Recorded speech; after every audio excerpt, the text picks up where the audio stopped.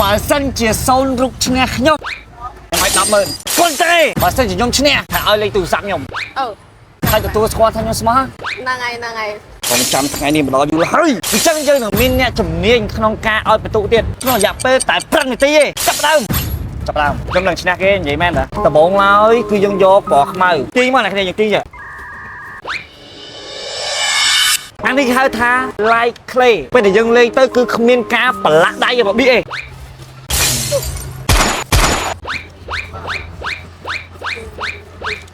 ឲ្យវាចេញជារូបរាងយើងត្រូវបបល់វាចេះយើងលុញវាក៏ពីថាទៅទេ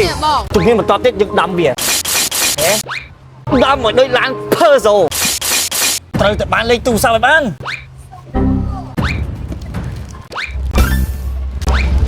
អូចេញមកយើងយកពណ៌សមកយើងលុញវាទៀតនេះគឺជាកញ្ចក់មកកពីបន្តមកយើងធ្វើកង់ណាគ្នាលុញជា4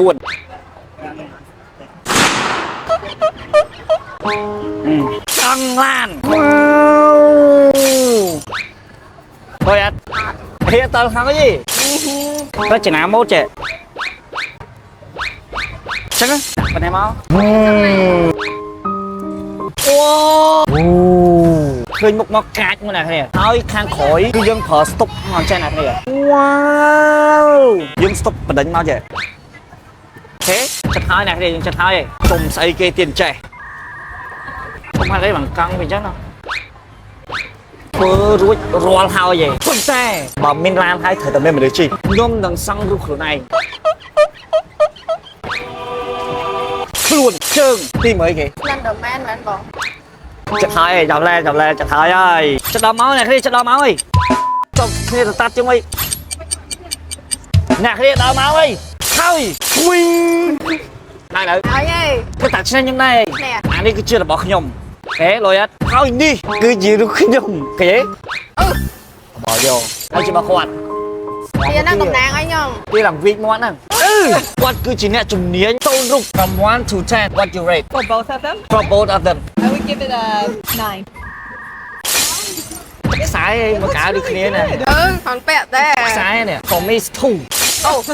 okay you rate her 9 wait look very cool and this is the car you know Peugeot model smart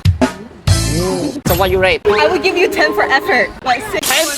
10 for the effort so 10 for the expert yes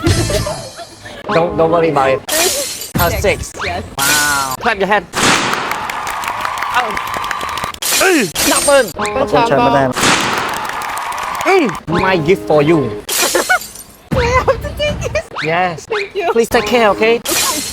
Peugeot Neon 2សែនសុខដែលគេបានដាក់តាំងបង្ហាញរថយន្ត Peugeot គេមាន activity ដូចជាការសូនរូបដូចជាការលេងបោះបាល់